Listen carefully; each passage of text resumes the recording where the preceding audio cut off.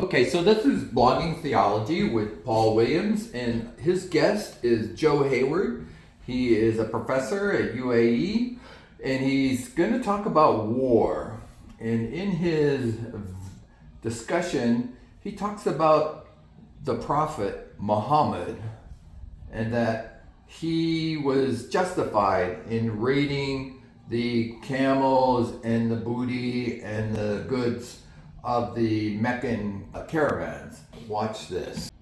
The Second World War, okay, we beat the Nazis, that's a good thing. He said, we beat the Nazis. I don't know what he's talking about, we, if he's an American citizen, or we as Muslims, because if he's thinking we as Muslims, he's absolutely incorrect. Because the Muslims were united with the Nazis.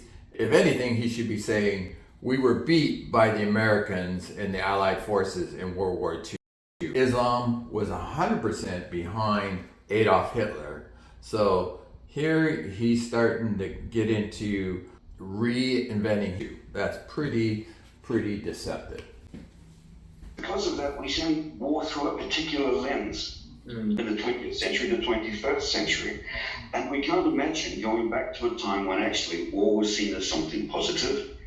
It was something glorious, it was something masculine and manly.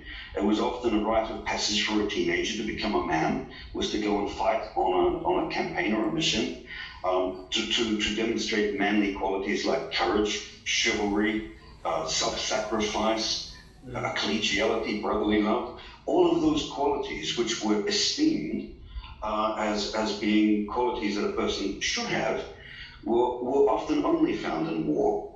And so war was once seen as, by many different people through the past, as being something positive and not something negative. And so when you look back then at figures, for example, like the Prophet Muhammad, peace be upon him, we know, if we count up all his campaigns, that there were something around 80 military campaigns initiated by the Islamic side, of which the Prophet fought 27 himself, 27 battles. Of those 80, approximately 80, most were initiated by the Muslim side. They were initiated as offensive military operations. We call them raids. Some of them were very large campaigns. Now, if we are troubled by that, we have to then explain it away.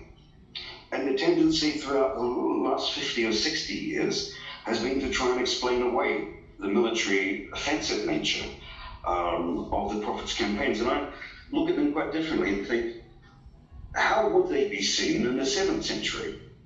How were they seen in the 7th century?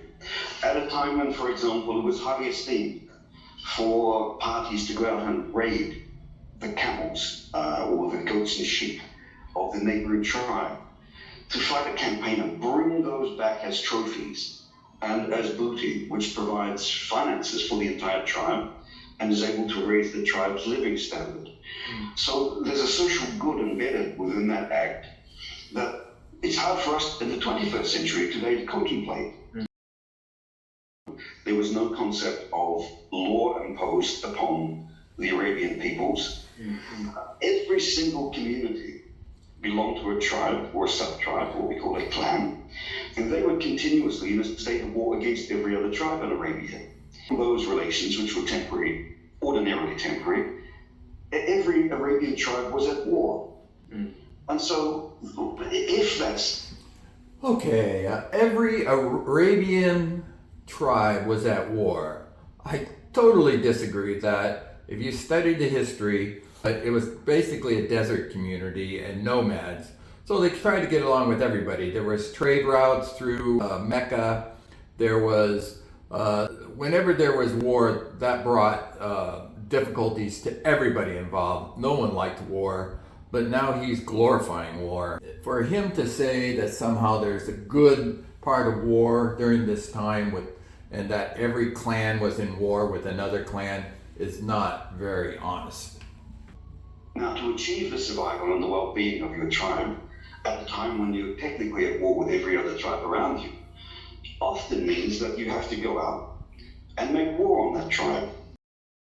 My son, if a sinner entices you, do not consent. If they say, "Come with us and let us lie in wait, shed blood, let us lurk secretly for the innocent without cause, let us swallow them alive like Sheol, and the whole like those who go down to the pit, we shall find all kinds of precious possessions.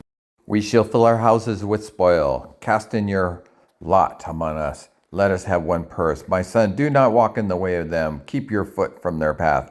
For their feet run to evil, and they make haste to shed blood. Surely in vain the net is spread in the sight of any bird. But they lie in wait for their own blood. They lurk secretly for their own lives. For their ways are everyone who is greedy for gain. It takes away the life of its owner. Proverbs 1, verses 10 to 19.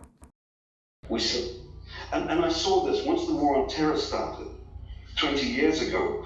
The historiography of the Prophet changed, and we started saying things like, oh, the Prophet was an insurgent. And there are several books that have come out in the last few years where the Prophet is cast as an insurgent, trying to overthrow an unjust state to bring about a sense of justice. And that's today's concepts with today's values that have no place in the 7th century. Islam does not mean peace. It is a hard linguistic fact that the Arabic word Islam means submission, and it does not exist before 580 AD. Why not? Because it's Muhammad's invention.